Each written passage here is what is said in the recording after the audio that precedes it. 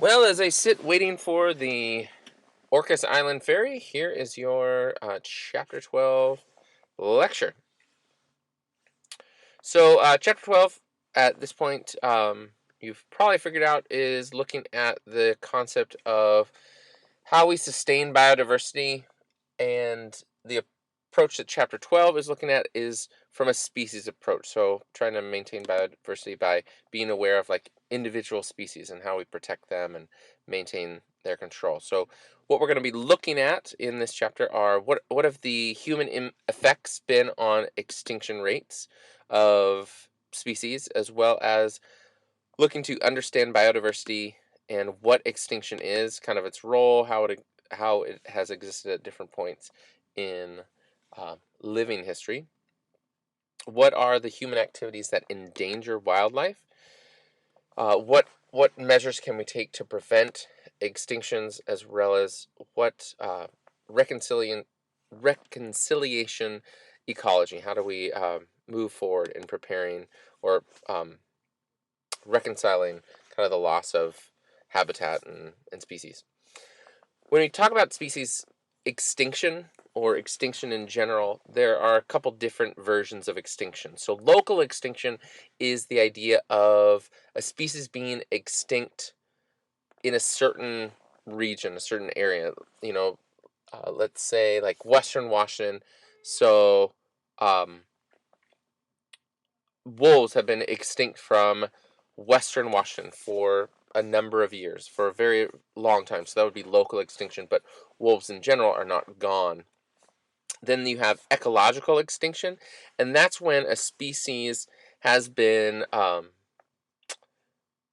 killed out or has died to a level where they no longer fulfill their ecological role as a species. And then the final type would be biological extinction, and that's, it's done. There's no more. The species is extinct. They no longer exist.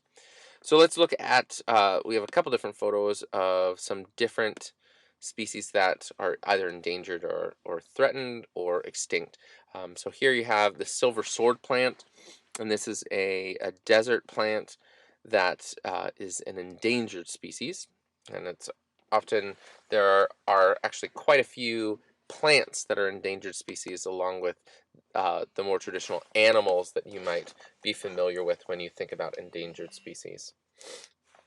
So this picture is of a passenger pigeon, and this became extinct back in 1914. And I believe in your textbook it talks a bit about when passenger pigeons became extinct and why that was, and really was related to the fact that passenger pigeons would roost all together in huge, I mean, just huge colonies, and it was very easy to basically kill out an entire, colony with one big kind of basically arsenic bomb. Just kill them out and then collect them and uh, take their feathers for a variety of industrial purposes, bedding and things like that. Okay, so now there's a couple different classifications that we would have for uh, endangered or threatened species. So you have endangered species, which are the most critically near extinction. So, or as far as our understanding, and you can actually have critically endangered species, and those are just like literally on the brink of extinction. Only a few members of the species are known to be alive.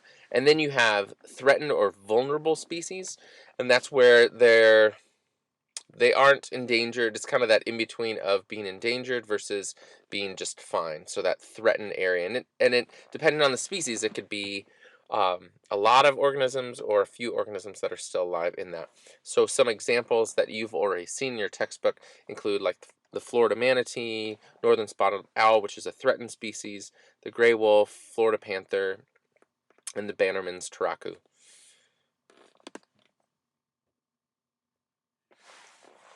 When we think about extinction rates, or when things become extinct, it's extinction is a natural just function of l- life and death. I mean, 99% of all species that have lived on the planet are now extinct. And I repeat that, 99% of all species that have lived on the planet are now extinct. And so therefore, it's not necessarily a big deal regarding the I mean, extinction is something to be aware of, but understanding the impact that species have had over time, and that extinction is a natural function of that. So the estimates are that 1 to 3 species go extinct every year on the planet.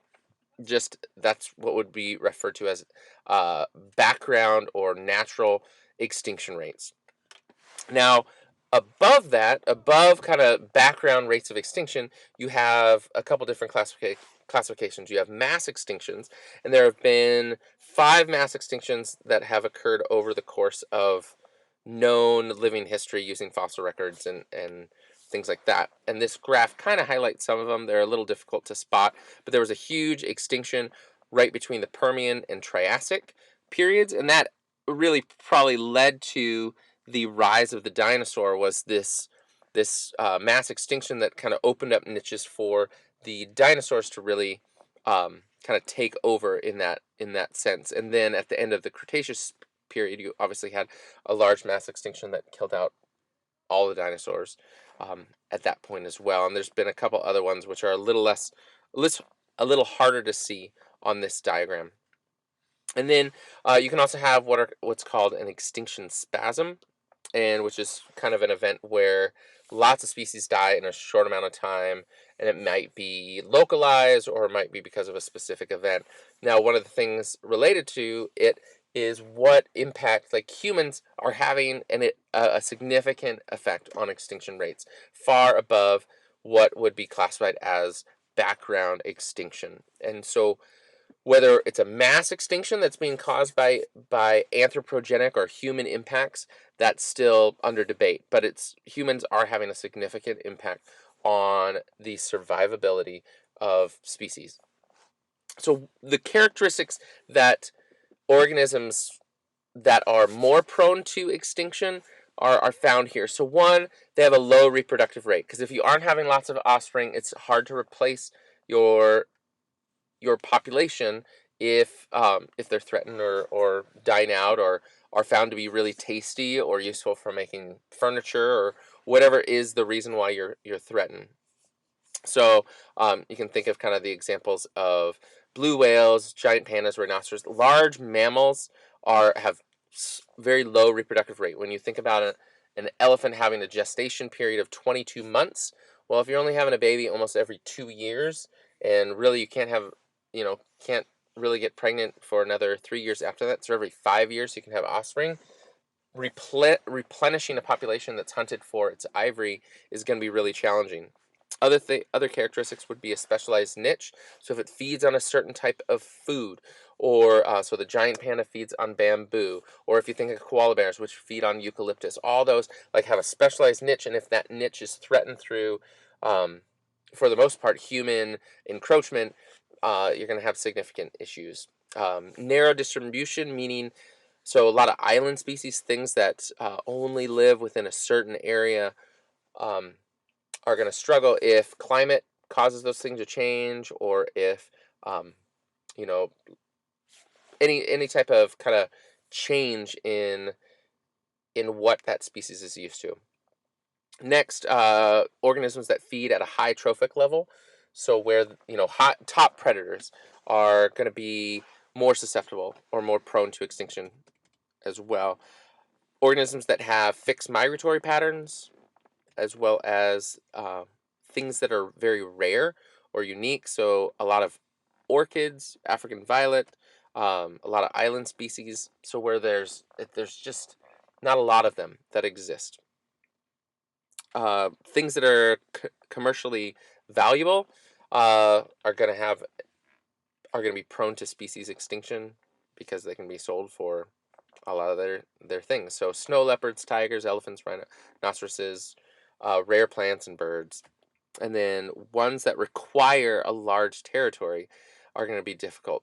So grizzly bears, California condors, Florida panthers require a large amount of land for like 1 to 2 of that species, and so you need a lot of area to maintain a large enough population for them not to go extinct. All right, so with extinction rates, it can be very challenging determining what is, how much of that population is left, how many things are dying out on a regular basis, like how many species are we losing every year that we don't even know exist. So extinction isn't easily documented over time because you don't know that moment when there's no longer any more of them. Many species remain unidentified. There are plenty of species in this world that we don't know exist anymore. There are things in tropical jungles, in swamps, in parts of the oceans that we just don't know exist. And the ones that we do know of, like they've been identified, that's about the limit that we know of that. They've been identified, maybe documented, but we don't know their behaviors, we don't know how they eat, we don't know their function in the ecosystem.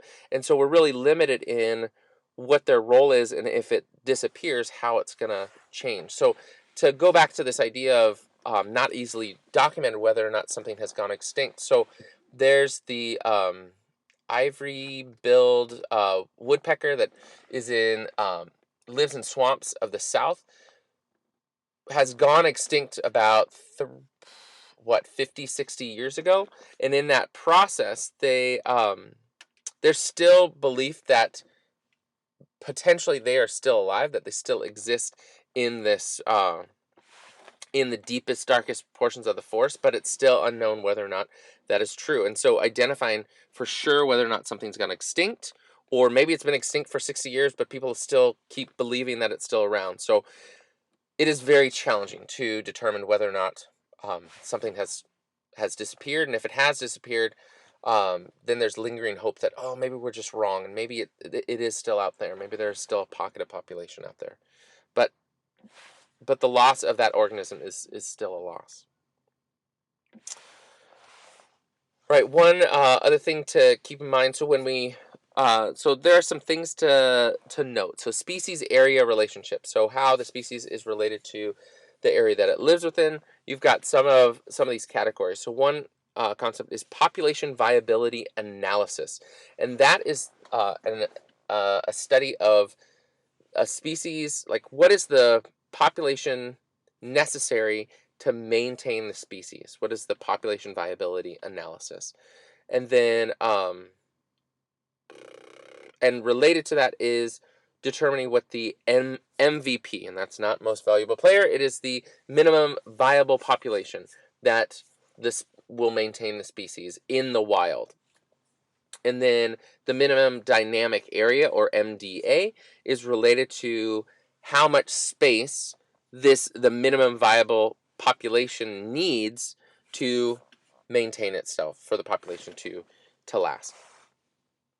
So this graphic in your textbook is related to the number of endangered or threatened species that currently exist in kind of their relative categories. So 51% of freshwater species are endangered, and 34% overall endangered species are fish, and then you've got 24% are mammals, 20% are reptiles, and 14% plants, and 12% birds. So what are some of the causes of depletion of wildlife species? So big one is human population growth. As there's more people, there's more demand for space, for resources, for food, and all those things threaten the wilds. They threaten wild species. And with that, we have increasing per capita resource use. So more people, but as people become more affluent, so the desire for more resources, more things in their life to make them comfortable, demands more in um, in resource use, and that's going to impact wild species as well. Next are endangered centers of biodiversity. So there are certain areas of our world that have huge amounts of biodiversity, and those areas, specifically tropical jungles, coral reefs, um, estuaries, are at greater risk of being of being damaged, and then impacting greater swaths of species. And then another one would be environmental destruction. So the loss of an environment, kind of the destruction of an area, is going to impact whether a wild species can survive.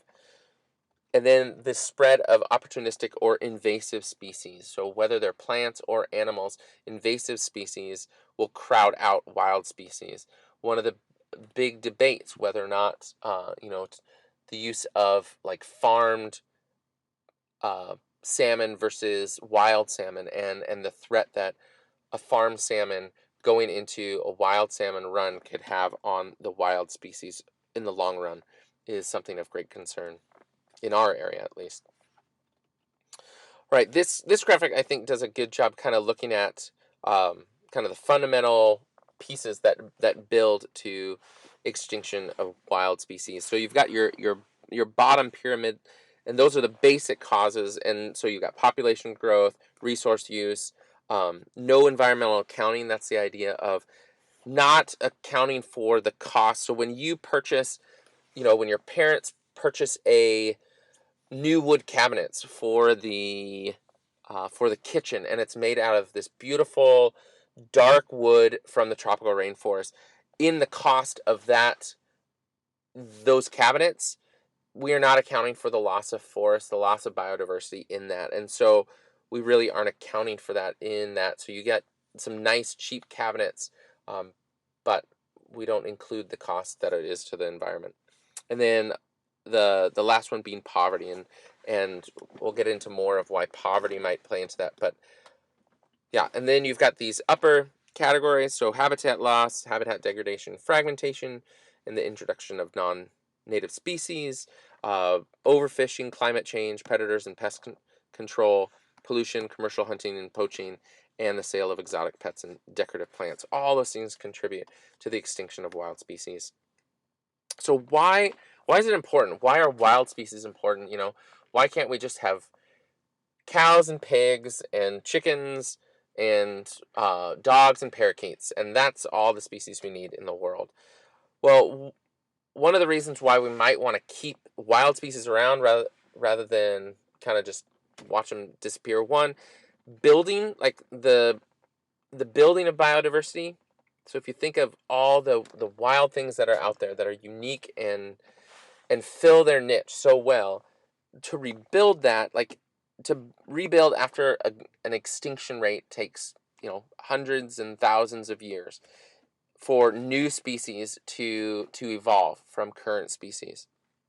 Next, the instrumental value that an organism provides within the world. So an instrumental is like what they do, their function, and sometimes they have a function in the end, or they're just like a means to an end. So you think of a a swamp or plants that live in a swamp, and kind of the function that they do in controlling tidal surges, or filtering out toxins. They have a function, they have an instrumental value in the environment. Next is the genetic information that a wild species carries. Wild species in nature or have a greater diversity of genetics, and therefore are more likely to survive exposure to disease or changes, sudden changes in environment, where like domesticated species are far more homogeneous genetic wise, which is great if you want to make sure your cow is always the same size and you're producing lots of milk or whatever it is. But if a disease is able to wipe out one of those cows, it's going to be able to wipe out a lot of them because there's far less genetic information and less diversity in the population to survive. Next, people like to see um, they like to see wild things. So the use of ecotourism for wild animals. When you go, a safari would be very boring if there were no gazelles and cheetahs and things like that. Next is the ecological value. The role that species, that wild species plays in the environment is an important thing. And the lastly is the intrinsic value. Um, why why should that species be able to die out because of the excesses of one single population, the human population? And I've heard great arguments as far as like, well, the strongest, the fittest survive, but um, that's a very shallow way to look at the world that we live in. All right, next, habitat loss and degradation. So this is probably the biggest threat to species, is just the encroachment or the loss of habitat for organisms to survive. And hippo is a good way to kind of remember the pieces that go into the habitat loss and degradation. So one, you've got habitat destruction, just the total kind of, you plow down a forest and you put in like pastures or whatever it is. Next, you have invasive species is the I. Next is population or human growth, pollution, and over harvesting. Rather than the sustainable yield of wild species, we use up more than what is able to replenish itself over time. So the threats from a non-native species basically comes from, so they come in when there's an opening. You have a forest fire, or maybe you put in a road. A road is a really common way for non-native species to find their way into new areas. So the characteristics of an invader species: high reproductive rate. They're pioneer species, so they can grow early on into an area. They live for a long time. They have a high dispersal rate, so they can kind of proliferate very quickly. Um, they have some growth inhibiting qualities, meaning they can basically deter other species from growing in the area. And they're generalists, they're high genetic variability, so they can kind of survive. And really, the key to surviving against non-native species,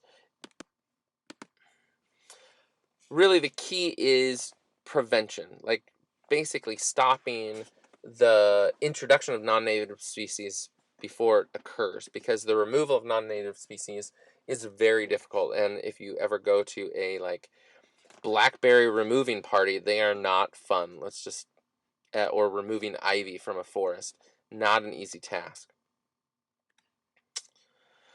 So an example of a non-native species here. You've got this diagram up the top of when fire ants. So fire ants came into the U.S. in the South back in 1918. Very small kind of population of them back in the so back in 1918, that species came into the U.S. down in the South, and then by 2000, fire ants had really filled literally every state in the South because the climate and the environment was really set up for them to thrive. And they've really driven out the native ant species. And you might be thinking, oh, ants, but they play a pretty critical role as far as like removing detritus and dead plants and finding and creating a new function for them. And fire ants uh, don't work as well within the ecosystem. They're far more aggressive and tend to crowd out a number of other species in the process. So some other threats to organisms include hunting and poaching. So when you think of rhinos and any type of leopard or tiger or big cat gets hunted for its pelts, elephants for their tusks, you name it. There's lots of hunting and poaching that goes on, or even like hunting for bushmeat. So uh, the hunting of gorillas and other organisms just to feed families, and that piece. So to get food to feed your family, if you're really poor, you're going to go out into the wild and you're going to go eat, find what you can. But over time, that, especially as populations rise, there's just not going to be enough wild species to feed the population.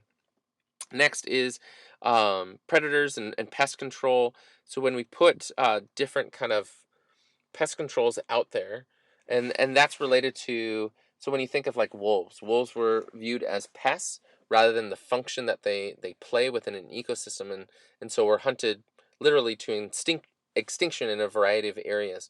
Yeah. And then exotic pets and decorative plants. So when you look at plants that are in you know indoor, especially indoor plants, a lot of those, and orchids are really known for being basically stolen out of the forest. And those, when you remove all the orchids, they can't pollinate each other because they're just living in somebody's guest bathroom. And so over time, there's a significant loss of species as well as exotic pets. So special birds and tropical fish, things like that. And then climate change and pollution are going to have continue to have an impact. As climates change, species will have to migrate as temperatures change, but not all species can migrate easily. And so that's something that we'll have to take into consideration over time. So here's just some photos of a Cambodian market with, you've got some baby macaws up there on the top.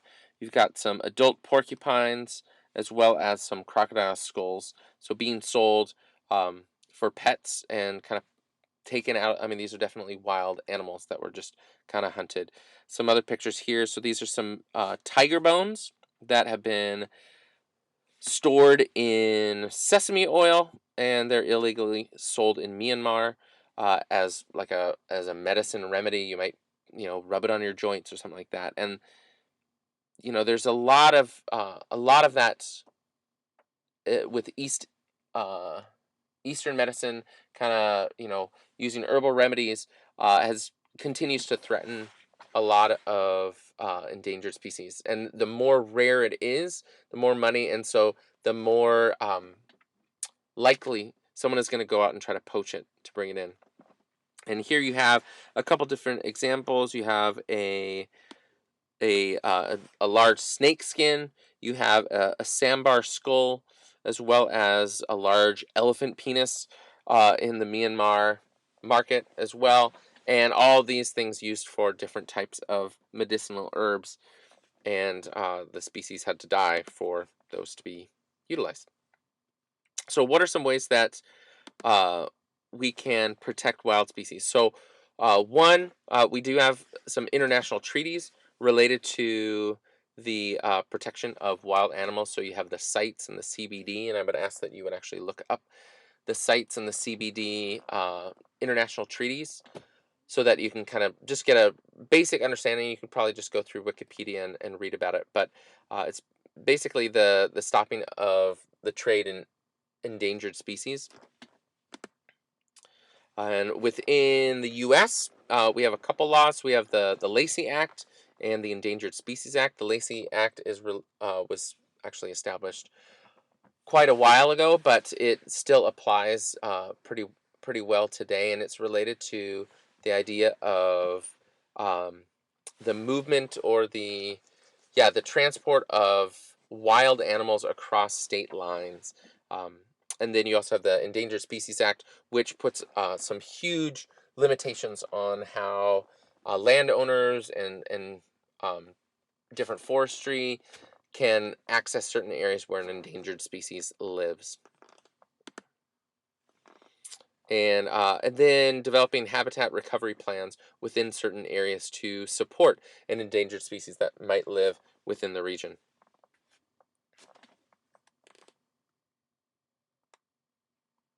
So this map shows kind of the top 6 hotspots in the U.S. where endangered species are can be found. So the top hotspot is Hawaii, and where we have quite a few rare species. And like we said earlier in the lecture, island species are going to be rare just because they don't have a lot of habitat to migrate to. So the Hawaiian Islands are a very um, narrow place where you're not going to have a lot of um, places for these species to go if they get crowded out. And there have been a variety of non-native species that have been introduced into the Hawaiian Islands and are wreaking havoc on the ecosystem. And then your next area would be the San Francisco Bay Area. Then you move to the southern Appalachians, to Death Valley, so a desert ecosystem. Southern California, you have massive population in Southern California, and that's going to definitely threaten kind of where things are going for for species that live there, and then as well as the Florida Panhandle. Next, you have so for the Endangered Species Act, the thing that had to be balanced was the idea of private versus public property rights. Like, where's the balance? So if you have an endangered species on your land, what does that mean versus the private owner of the land versus the public need and desire to protect that endangered species? And what really the emphasis should be on is developing win-win compromises to for the private landowner as well as the public's desire to protect it. And over time, there have been different attempts to weaken as well as strengthen the act. So it was established in the 70s under Nixon, and then in the 80s it was tried under Reagan. There was attempts to weaken the act, and then it was reboosted up under Clinton, and so it's had a and it continues to be a very um, contentious act. People get very passionate either side related to it. Okay, another way that we look at trying to protect wild species is the sanctuary approach, creating protected areas, wildlife refuges where organisms can just kind of exist. But the challenge is those species need to stay in those areas if they're going to exist. So if you think of Yellowstone, Yellowstone National Park is a great example of a protected area where you have wild buffalo, you have wolves, you have elk, you have grizzly bears, you have black bears, you have all these amazing wild animals living in this area. But if any of them migrate you know, out into Wyoming, um, they're no longer in a protected area, and so the sanctuary approach has its challenges. The benefits as well. So there's also we have the idea of gene banks and botanical gardens and farms, and those are typically more for plant species, how we maintain them or keep them established. So a lot of botanical gardens where you have like, you know, several plant species protected, and just being maintained. And then you have gene banks where seeds are being stored. 10 million different species of seeds stored in gene banks, several gene banks around the world, as well as farms. Farms, rather than growing, 30 crops that are sold in every grocery store, growing, 300 different crops that are, unique potatoes, more wild-based plants that maintain kind of the diversity of the genetics of plants. And another species or sanctuary approach would also be the maintenance of zoos and aquariums. So although zoos and aquariums are are great and they're a great thing to visit, and everyone should be able to go and see zoos, and it's wonderful that people do go to zoos and they pay to visit zoos. But the work of zoos and aquariums nowadays is less about like, let's put the animal behind the cage so that everybody can look at it and poke at it, which what zoos used to be. And now a large effort of zoos and aquariums is to work at maintaining a species and trying to um, help species that struggle to reproduce really try to focus on reproduction plans and educating the public regarding the plight of a lot of endangered species.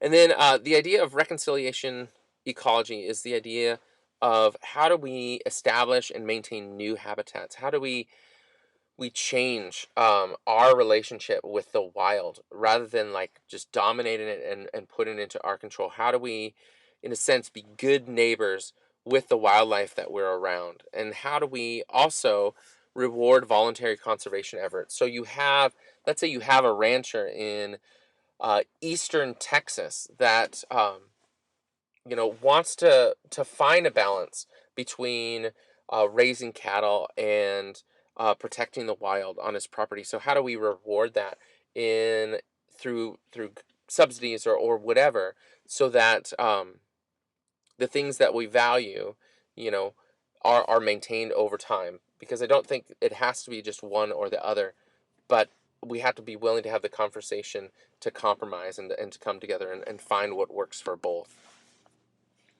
All right, and then what can I do? What can you do? How can you change kind of the attitude? And as a high schooler, it can be hard to figure out um, what difference you're going to make.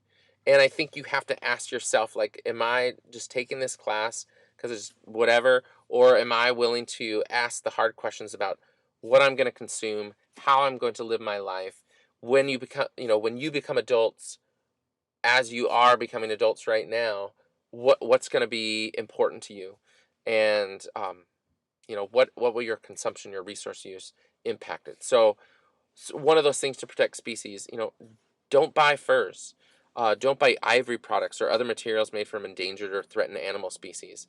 And if you're like if you're in Southeast Asia on a trip when you're in college to Thailand, and you're just having fun, you're buying, souvenirs, and there's something that looks like an ivory product, don't buy it. Of course, the Taiwanese person wants you to buy it, but um, think of the long-term ramifications, because if you buy that one, another one's going to replace it, and something's going to have to be poached to replace it.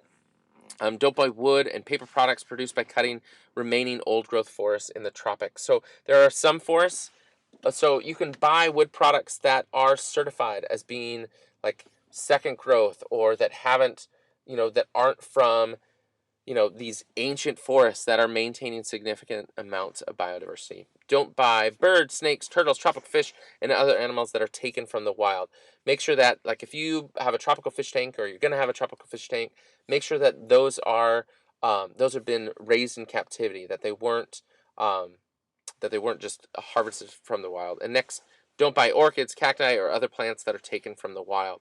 A couple years ago, I had a student that was taking AP Environmental Science, and it absolutely frustrated me because she came back from like a spring break trip, and she was so excited because she had brought back a cactus that she dug up out of the desert when she went on a spring break trip to New Mexico. And it just really saddened me that she just didn't understand uh, any concepts basically from the course, or obviously wasn't connecting how she wanted to change or be different. So that's it for chapter 12, and I will see you on Tuesday. Remember, you need your endangered species brochures, and be ready to present to the class on your endangered species. Thanks. Bye.